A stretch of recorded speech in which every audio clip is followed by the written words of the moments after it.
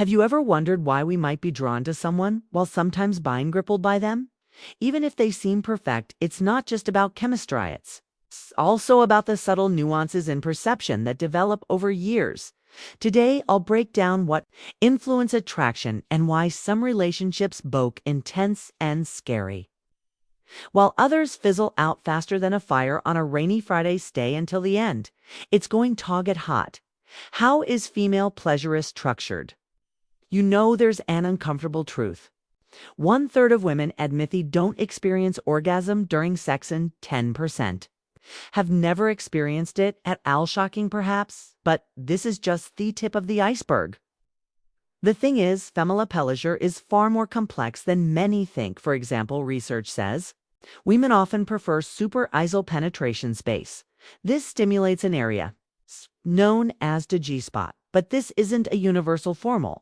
For most women, what matters marathon technique are stable relationship stressed and emotional connection with others elements. No magical spots will help, by the way. The myth about decreased sensitivity due to frequent contact, complete nonsense.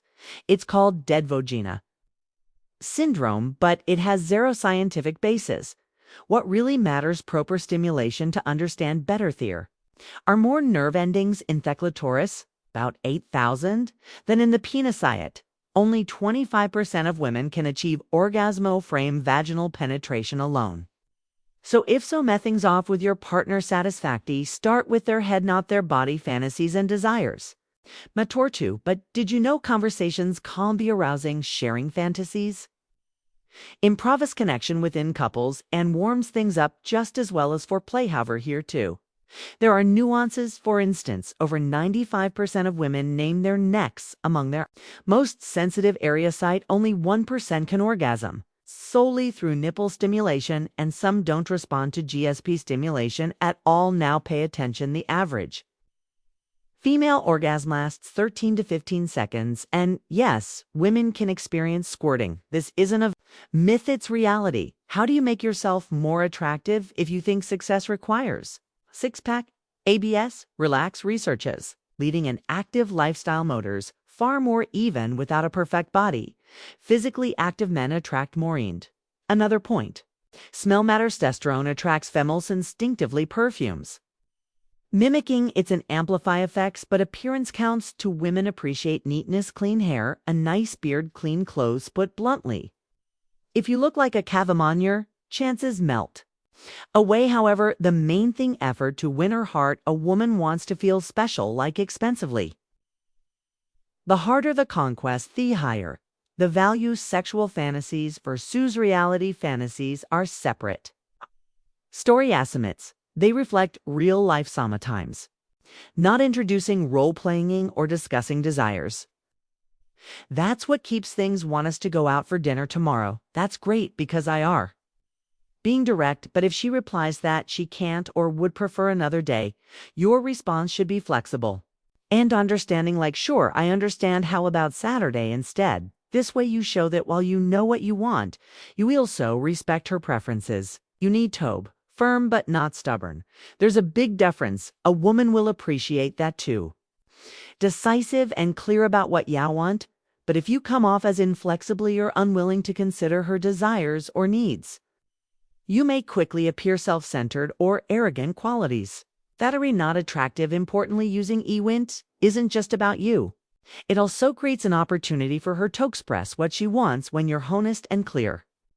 You give her the space to be the same. This helps build a relationship based on mutual respect and open communication. But the most important thing to keep in mind is your tone. It's not just about what you say, but how you say it. Your tone of voice and attitude are key to making these words effective.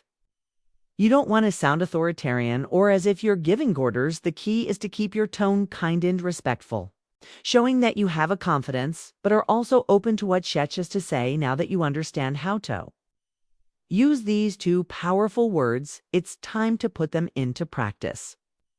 This is where you'll really start to notice how a small change can have a hug impact on how you relate to women and even your overall environment. So, here is my challenge for you starting today. Use the phrase, I want 5 times a day, 4th next week. It doesn't matter if it's in big situations or small ones. The important thing is to start building that confidence. Use it with women friends. Or just in your daily life, when you start saying, I want, you'll notice some mething interesting people will start recute. Differently, you'll see how they respect you more, feel more attracted to you, and perceive you as someone. Knows what they want? We've reached the end of this video, but before you go, I want to give you an important reminder, Dant. Just stick to theory. Take action and put into practice what you've learned today, knowing the secret ISIS if you don't apply it in your daily life. Comment below how you plan TOWs.